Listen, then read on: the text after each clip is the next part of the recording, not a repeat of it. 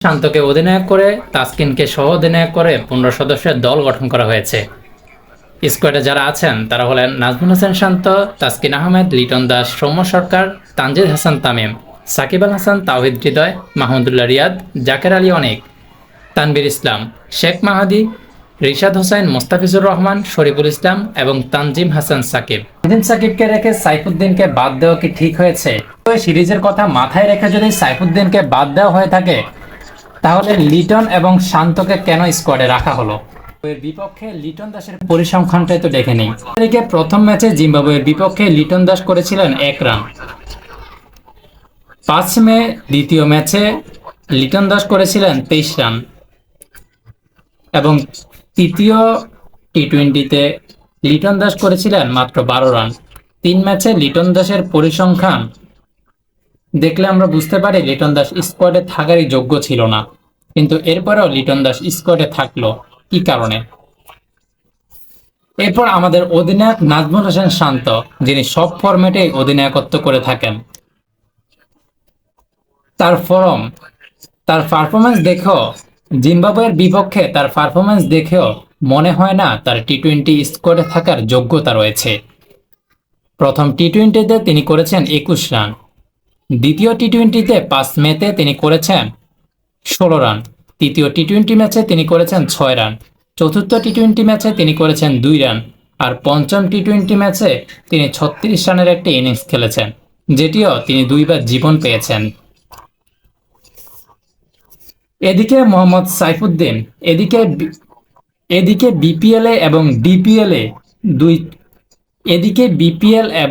এদিকে সদ্য সমাপ্ত বিপিএল এবং ডিপিএল দুই টুর্নামেন্টে দুর্দান্ত খেলা সাইফুদ্দিনকে টি20 স্কোয়াড থেকেই বাদ দেওয়া হয়েছে। তার পারফরমেন্স জিম্বাবুয়ের বিপক্ষে তার পারফরমেন্স কিছুটা নাজুক ছিল, তারপরেও তার পারফরমেন্সটা কেমন হয়েছে একটু দেখে নেই। জিম্বাবুয়ের বিপক্ষে প্রথম ম্যাচে তিনি 15 রান দিয়ে 3 উইকেট পেয়েছেন, দ্বিতীয় ম্যাচে 37 রান দিয়ে 1 উইকেট পেয়েছেন, তৃতীয় ম্যাচে 42 রান দিয়ে 3 উইকেট নিয়েছেন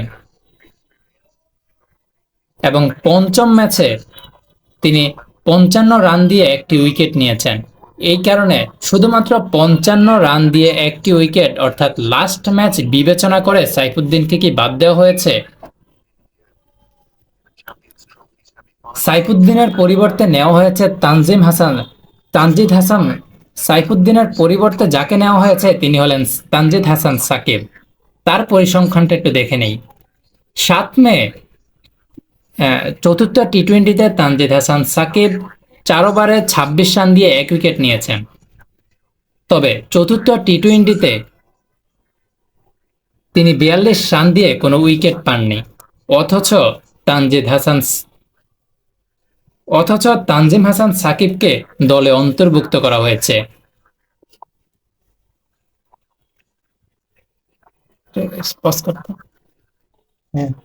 দীর্ঘদিন ইনজুরিতে থাকার পর যখন বিপিএল এবং ডিপিএল এ দুর্দান্ত পারফর্ম করে আসলেন সাইফুদ্দিন, তখনই তাকে শুধুমাত্র জিম্বাবুয়ে সিরিজ দেখেই বাদ দেওয়া হয়েছে। অথচ বিপিএল এ তিনি অ্যান্ড্রে রাসেলকে যেইভাবে বল করেছিলেন তা সত্যিই প্রশংসনীয় ছিল। ঠিক আছে, সাইফুদ্দিনকে যদি জিম্বাবুয়ের বিপক্ষে সিরিজের কারণে বাদ দেওয়া হয় তাহলে লিটন এবং শান্তর পারফরমেন্স তো খুবই লজ্জাজনক ছিল, তারপরেও তাদেরকে স্কোয়াডে রাখা হয়। আর তানজিম হাসান সাকিবের পারফরমেন্স তো এত আহামরি ভালো ছিল না যে তাকে স্কোয়াডে রাখা হবে।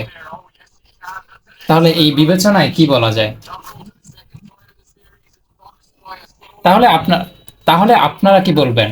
তানজিম হাসান সাকিবকে সাইফুদ্দিনের বিপক্ষে নেওয়াটা কি উচিত হয়েছে, নাকি এটা বিসিবির আরেকটি ভুল?